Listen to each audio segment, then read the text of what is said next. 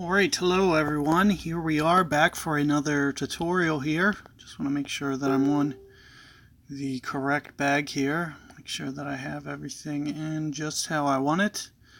Looks like I do.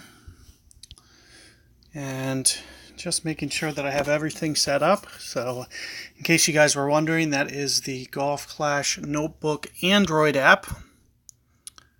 And just making sure that, at the bare minimum, that I kind of got everything exactly how I want here. And there you can see for this first hole, I might highly recommend that you guys start off with, some kind of power ball of some sort. You'll probably want, at the bare minimum, to use your extra mile just to have a little bit of easy power note. Otherwise, you can use a quarterback also very well on this hole as well. So there's kind of two suggestions that I have for you guys. One is to go over this way. I'll probably go over both of them. So for the short term, since I had brought my extra mile, tomorrow I'll bring quarterback and we'll just lay up over here. So I'll try to aim right over here and give you a nice straightforward setup.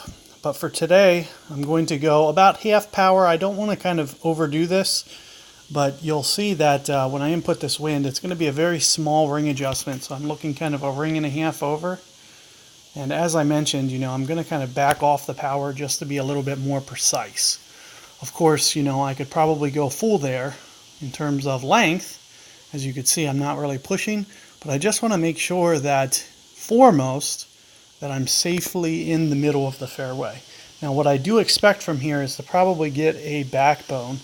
Now, keep in mind I used a Power 3 ball, and I probably won't use elevation settings for this hole, especially with smaller winds. But what you could maybe use would be, especially for that tee shot, probably about a +10 elevation to get a little bit of extra. But if your wind's really tiny anyway, it's going to be the difference between 1.5, 1.7 rings. Like, it's not a huge deal. So, I wouldn't worry about it too much when we're talking very, very low wind.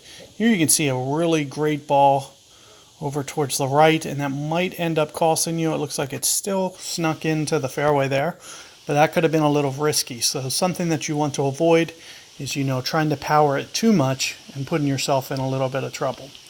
But here you're going to see that I'm going to set up here, and the first thing that you'll see is I try to figure out where I'm at.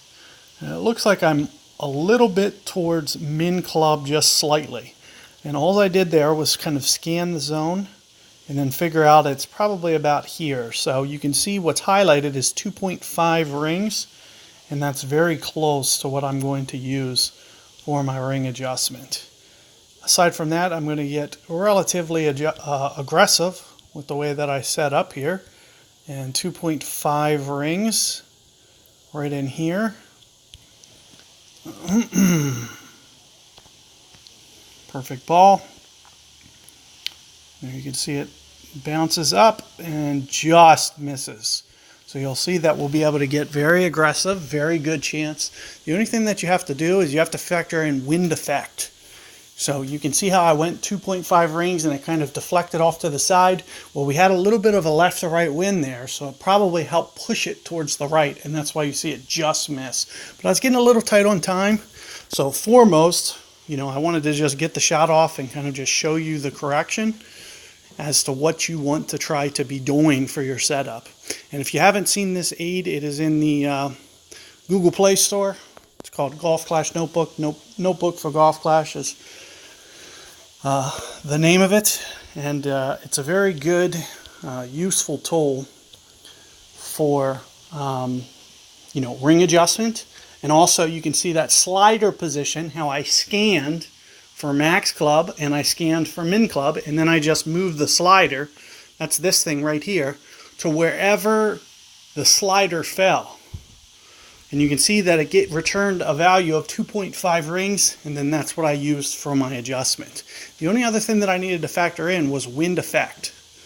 So because it was a side wind, left to right, I needed to kind of set up my ball guide, position it just to the left of the hole before actually adjusting those 2.5. And that would have made for much, much better